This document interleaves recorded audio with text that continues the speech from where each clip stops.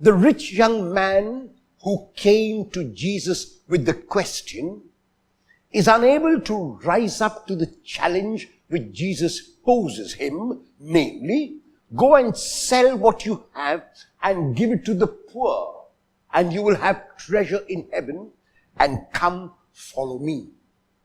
The rich man goes away sad because he was a man of great possessions. It is not that he was a man of great possessions, but that he was greatly possessed by his possessions. Jesus then turns to his disciples and the crowd listening to him and says to them that it is hard for a rich person to enter the kingdom. And the disciples are amazed. The disciples are surprised. The crowd asks, why?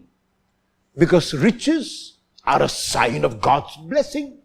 Riches are a sign of God's favor. Riches are a sign that God is on the rich person's side. So how can you say now that the riches are a hindrance and that a rich person cannot enter the kingdom? And Jesus says, my children, I say again, how hard it is for a rich person to enter the kingdom. And then he gives the example of a camel. The camel was the largest known animal in Palestine at the time of Jesus.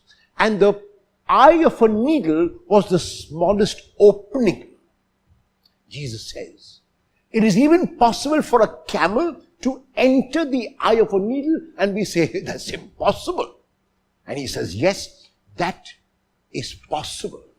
But it is impossible for a rich person to enter the kingdom. And so the question is, why is this so? And my own interpretation of the words of Jesus are these, not how hard it is for those who have riches to enter the kingdom of God, but how hard it is for those whom riches have.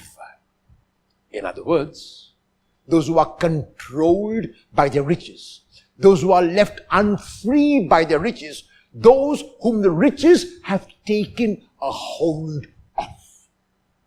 And there are, unfortunately, many people in our city, many people in our country, many people in the world.